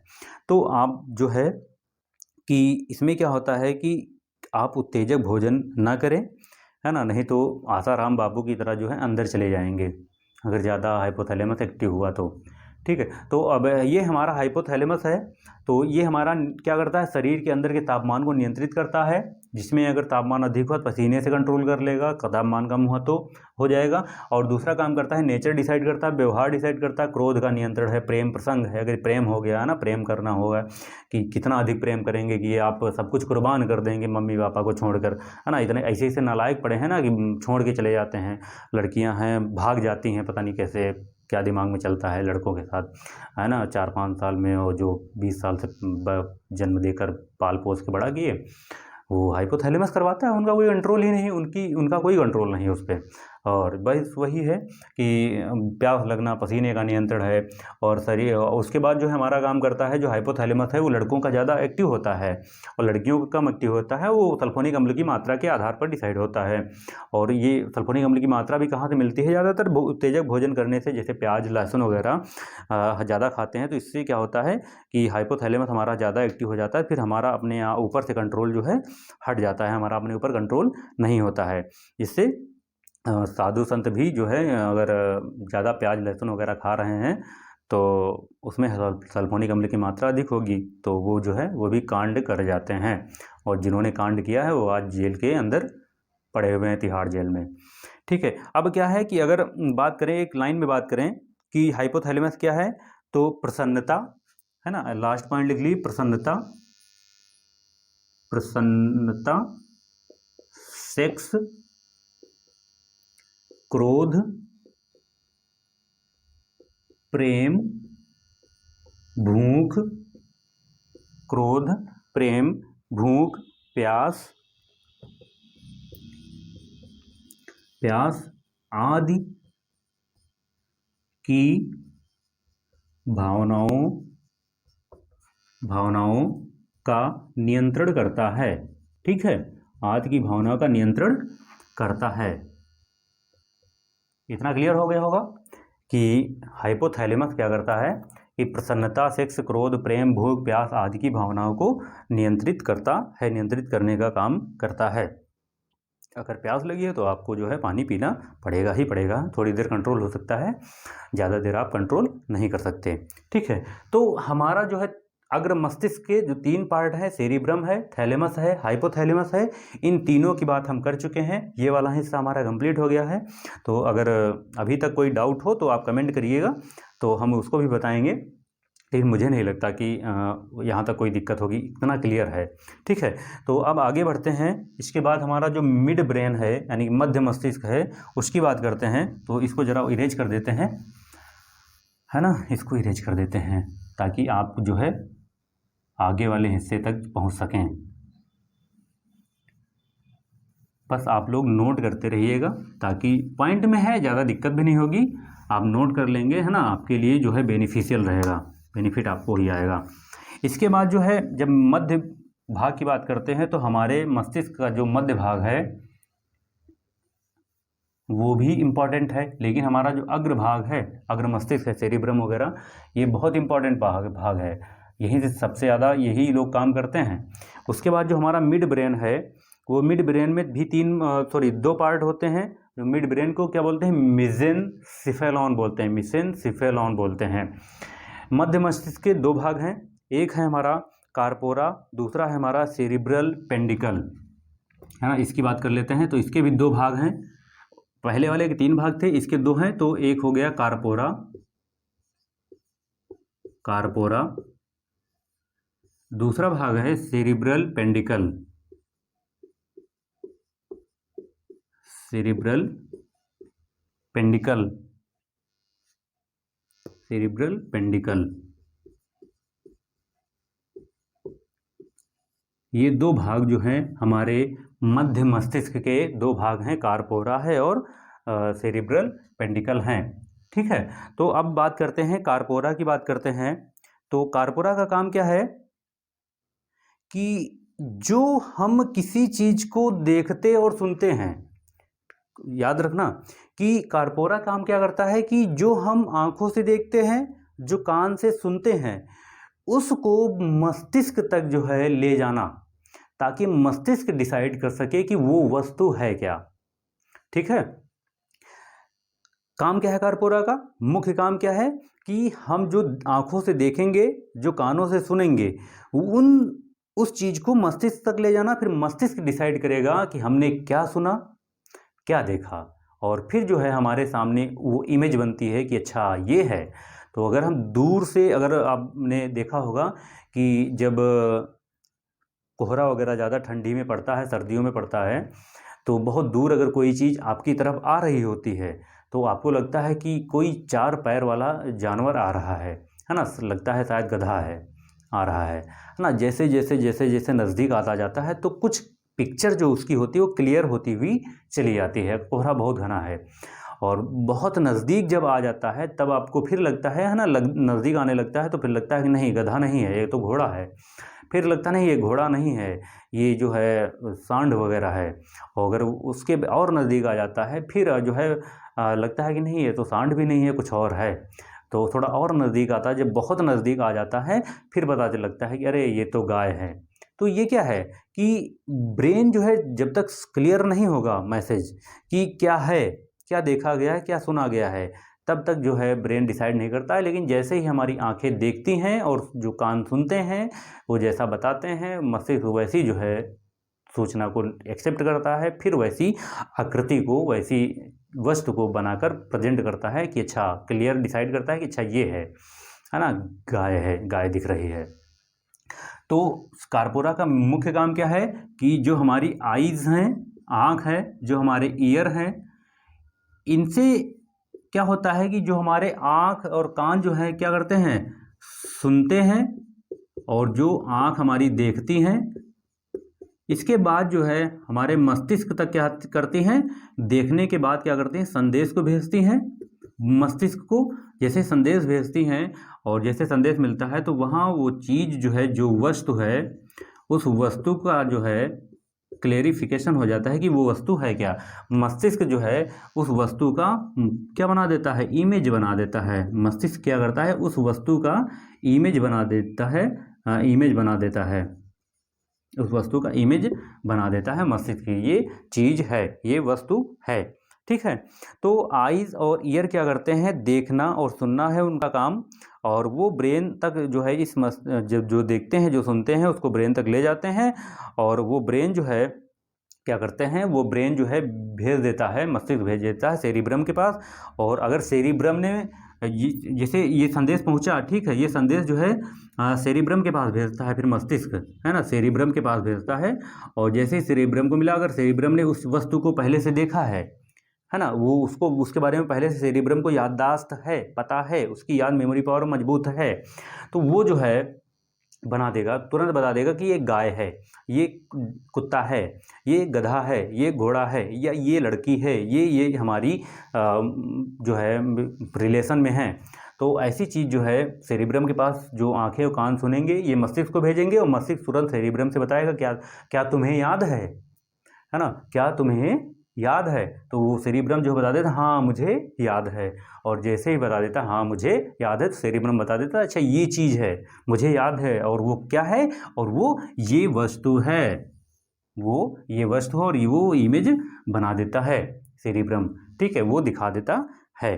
तो ये जो है काम करते हैं कार्पोरा, है ना। सेरिब्रम डिसाइड करता है कि वो वस्तु क्या है जो देखा और सुना गया है। अब होता क्या है कि जो हमारा कार्पोरा है वो वृद्धावस्था जो हमारी होती है, वृद्धावस्था में बहुत से लोगों को देखा होगा ना, तो वृद्धावस्था में जो कार्पोरा होता है वो जो है कम एक्टिव होता है ना। क्या होता है, एक्टिव जो होता है, सक्रिय जो होता है, वो क्या होता है, कम होता है, कम एक्टिव होता है कार्पोरा। तो वो पहचान नहीं पाते हैं, है ना। काम नहीं, कार्पोरा जो है काम करना जो है बंद कर देता है, मतलब कम कर देता है, तो पहचान नहीं पाते हैं। या जो है किसी चीज़ को देखेंगे, आँखें क्लियर नहीं हो पाती हैं, दिखाई कम देना पड़ता है, और बहुत से लोगों को सुनाई भी कम देने लगता है।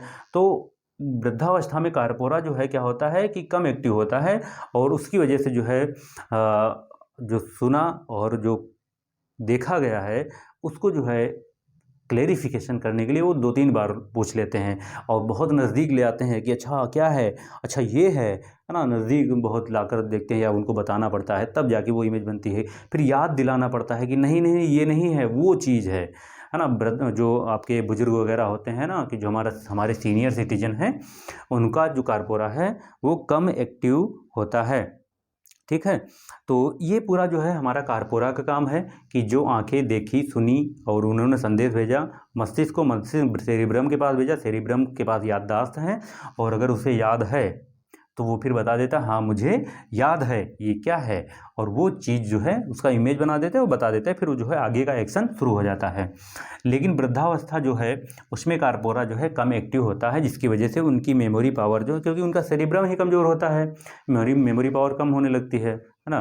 तो कहते हैं ना बुढ़ापे में सठिया गए हैं, तो कुछ भी बोलते रहते हैं। तो वृद्धावस्था में कार्पोरा जो है कम एक्टिव होता है, जिसकी वजह से उन्हें बार बार याद दिलाना पड़ता है कि ये चीज़ है। तो ये कार्पोरा हो गया। इसके बाद आपका जो है सेरिब्रल जो है पेंडिकल है, सेरिब्रल पेंडिकल है, इसकी बात करते हैं। तो सेरिब्रल पेंडिकल का है, ये ब्रेन का जो है क्या है, एक असिस्टेंट है, सहयोगी है। ये सहयोगी क्या है कि जब भी सेरिब्रल पेंडिकल क्या है, ब्रेन का जो है सहयोगी है, यानी असिस्टेंट है, जिसकी बात करते हैं। तो ब्रेन का क्या लिखेंगे हम, ब्रेन का असिस्टेंट, असिस्टेंट है, ब्रेन का असिस्टेंट है, सहयोगी है, सहयोगी सेरिब्रल पेंडिकल। यानी ये क्या है कि हमारी जो स्पाइनल कॉर्ड है उसके साथ जो है ये सहयोग करता है।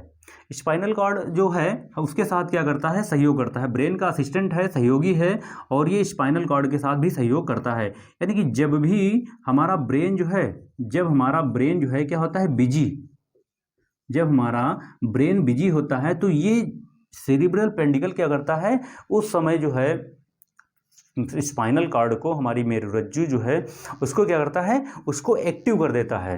वो कहता है कि ब्रेन जो है इस समय क्या है, बिजी है, तो तुम जो है क्या करो, बॉडी को कंट्रोल करो। जब ब्रेन बिजी होता है तो बॉडी कंट्रोल किसके पास आ जाता है, बॉडी कंट्रोल यानी कि शरीर का जो नियंत्रण है वो किसके पास आ जाता है, वो स्पाइनल कॉर्ड के पास आ जाता है। स्पाइनल कॉर्ड, स्पाइनल कॉर्ड के पास आ जाता है, यानी मेरुरज्जु के पास, मेरुरज्जु के पास आ जाता है। और वो मेरुरज्जु जो है उस समय जो है अपना जो है कायदे से जो है थामे रखती है पूरे शरीर को, और नियंत्रित करती है उस समय जब ब्रेन किसी और काम को कर रहा होता है। जैसे अगर आप बैठे हुए दिमाग से मतलब पढ़ रहे हैं, बहुत ध्यान से पढ़ रहे हैं, और ब्रेन क्या है, पढ़ाई में बिजी है, समझना भी है उसको। अगर समझेंगे नहीं किसी चीज़ को तो याद नहीं होगा, समझ में नहीं आएगा, फिर अच्छा नहीं लगेगा, नींद आ जाएगी। तो जब भी ब्रेन, हम जब बैठते हैं, पढ़ने बैठते हैं, तो उस समय हमारा ब्रेन बिजी होता है, और उस समय बॉडी को कंट्रोल कौन करता है, स्पाइनल कॉर्ड करती है, आपकी मेरुरज्जु करती है। उस समय बॉडी का जो कंट्रोल होता है वो स्पाइनल कॉर्ड के पास होता है, मेरुरज्जु के पास होता है। और उस समय मेरुरज्जु एकदम चौकन्ना होकर जो है बॉडी को करता है कि थोड़ा सा भी मूवमेंट हुआ तुरंत जो है एक्शन में आ जाती है, और तुरंत जो है मस्तिष्क को बताती है। तो जब हम पढ़ते हैं, ब्रेन बिजी होता है किसी काम करने में, तो ब्रेन इनको जो है कंट्रोल दे देता है, और ये सेरिब्रल पेंडिकल जो है असिस्टेंट का काम करता है। और उस समय क्या होता है कि जैसे ही पीछे से अगर आप बैठे पढ़ रहे हैं, तो पीछे से अगर किसी ने हाथ रख दिया तो अचानक से बॉडी जो है चौंक जाते हैं, आप लोग है ना, चौंक जाते हैं, और चौंकेंगे, और तुरंत जो है स्पाइनल कॉर्ड क्या करता है, ब्रेन को तुरंत संदेश पहुंचा देता है ये सेरिब्रल पेंडिकल के माध्यम से कि देखो देखो कोई आया है। तो ब्रेन क्या करता है, तुरंत जो है अपने कंट्रोल में पूरे बॉडी को ले लेता है, कहता है ठीक है तुम हटो, अब तुम्हारा काम खत्म हो गया, अब हम संभालते हैं मैटर को, है ना, जो भी मैटर है अब हम संभालते हैं कि कौन आया है, देखते हैं उसको। तो सेरिब्रल पेंडिकल ब्रेन का असिस्टेंट है, सहयोगी है। ये क्या है कि ब्रेन जब भी बिजी होता है तो बॉडी कंट्रोल जो है स्पाइनल कॉर्ड को दे देता है, और इस प्रकार जो है ये सेरिब्रल पेंडिकल जो है ब्रेन के असिस्टेंट के रूप में काम करता है। जब ब्रेन बिजी होगा तो स्पाइनल कॉर्ड उस समय बॉडी को नियंत्रित कर रहा होगा, बॉडी को कंट्रोल कर रहा होगा। तो ये जो है हमारा सेरिब्रल जो है पेंडिकल का काम है कि कनेक्ट टू स्पाइनल कॉर्ड, यानी कि ब्रेन को स्पाइनल कॉर्ड से जो है, ब्रेन को स्पाइनल कॉर्ड से कनेक्ट करने का काम जो है कौन करता है, सेरिब्रल पेंडिकल करता है। ब्रेन को स्पाइनल कॉर्ड से कनेक्ट करने का काम, मतलब जोड़ देता है कि तुम भाई जब ये काम कर रहे होंगे भैया तो तुम जो है देख लेना बाकी चीज़ें, क्योंकि बिजी है भैया, सब कुछ तो कर नहीं सकते, तो भैया एक काम कर सकते हैं, तो सोचने समझने का काम, पढ़ने का काम, याद करने का काम करेंगे, तब तुम कर लेना। और जैसे ही तुमसे नहीं संभलेगा ना तो भैया से बता देना तुरंत, कि भैया खतरा है, अब हम आगे नहीं संभाल पाएंगे।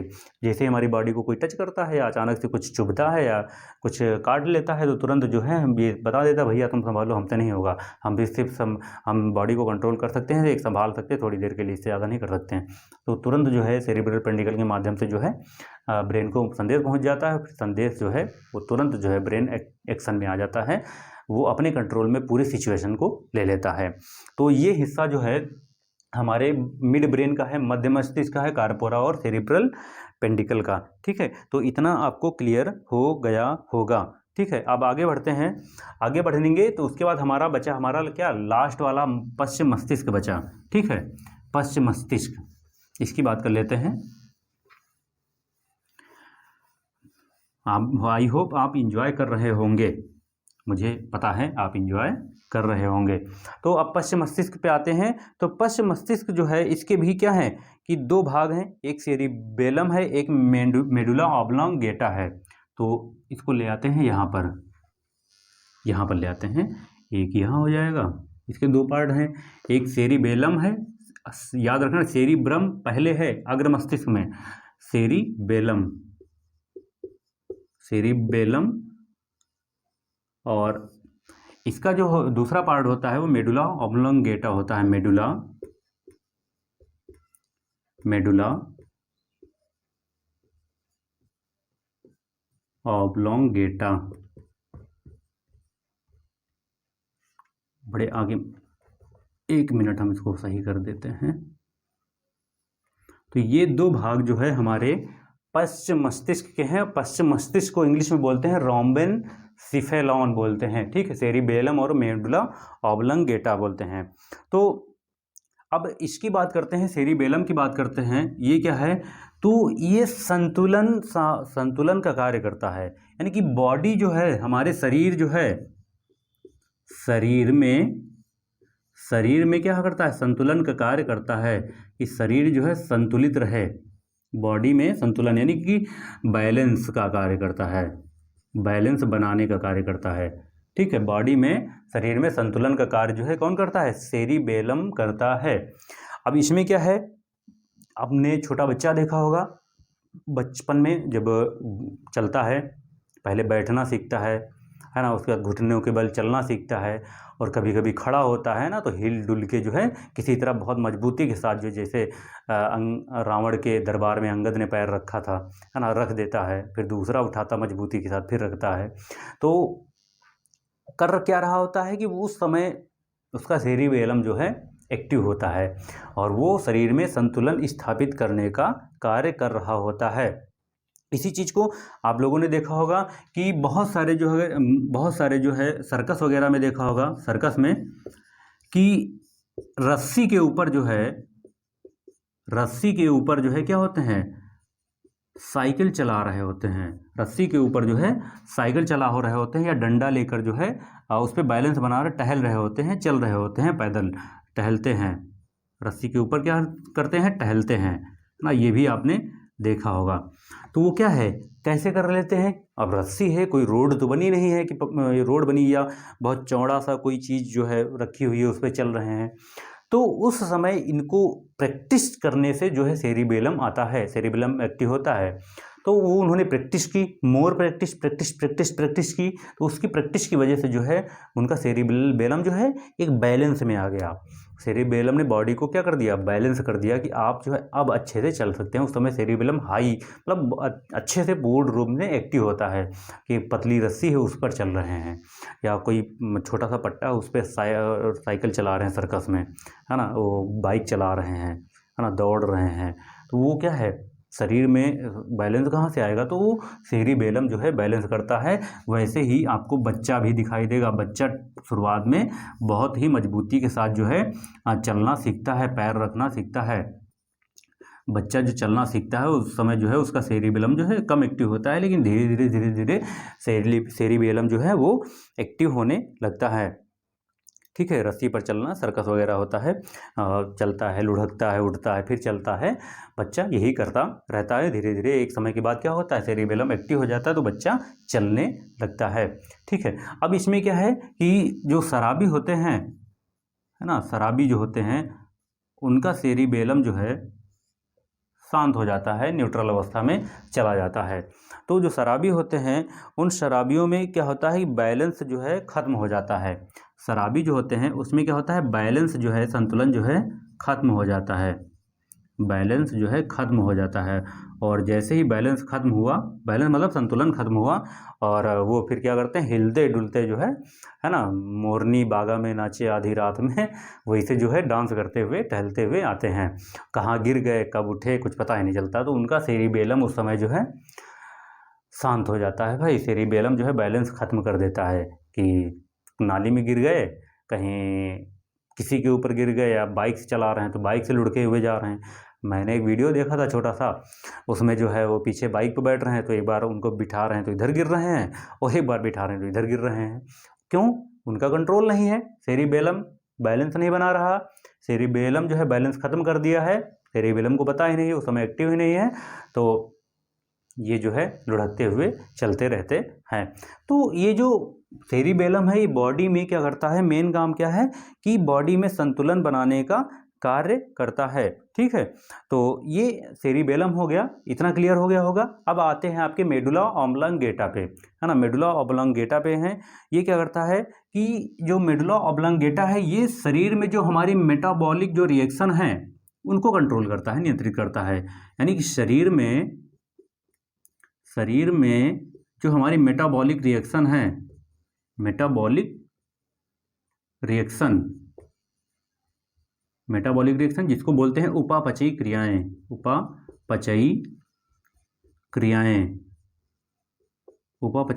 बोलते हैं, इनको क्या करता है, नियंत्रित करने का काम करता है, नियंत्रित करने का कार्य करता है।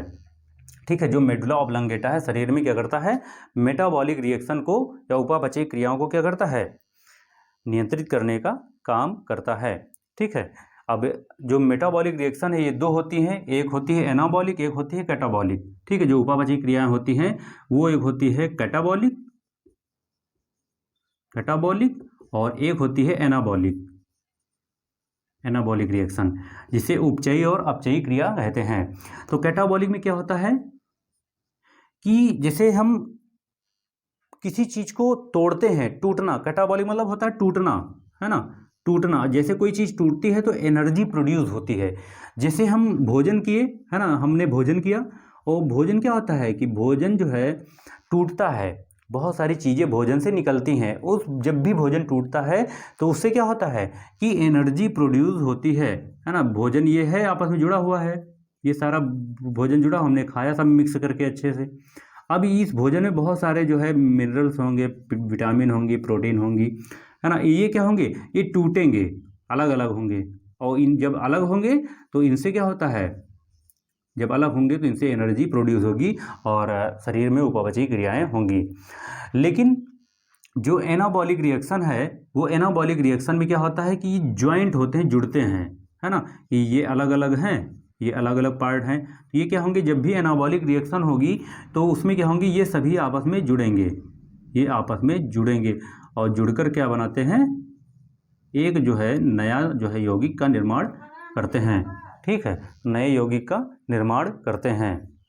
तो ये पूरा जो है पोर्शन जो है मेडुला ऑब्लांगेटा करता है। अब इसमें क्या है कि जो भी हम श्वसन करते हैं, हार्ट बीट है, हमारी हृदय स्पंदन दर है, उच्चारण करते हैं, रुधिर वाहिनियाँ हमारा ब्लड का जो ब्लड को लाती और ले जाती हैं, यानी कि जितनी भी अनैच्छिक क्रियाएं हैं, जितनी भी हमारी अनैच्छिक क्रियाएं हैं जिसके ऊपर हमारा कोई भी नियंत्रण नहीं है,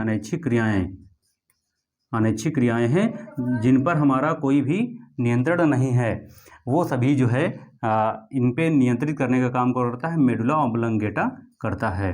ठीक है, तो ये हमारा पूरा जो है मानव मस्तिष्क है। इस पूरे मानव मस्तिष्क को हमने पढ़ा, तो आई होप आपको समझ में आ गया होगा। और अगर समझ में आ गया है तो इसको ज़्यादा से ज़्यादा शेयर करिए, लाइक करिए, कमेंट करिए, कमेंट जरूर करिएगा कि आपको ये क्लास आज की कैसे लगी। अगर मज़ा आया है तो इसके बाद जो है हम तंत्रिका तंत्र पे आएंगे, है ना, उसकी बात करेंगे, न्यूरॉन सेल और तंत्रिका तंत्र पे अच्छे से बात करेंगे। तो आज के लिए बस इतना ही। नमस्कार, धन्यवाद, जय हिंद।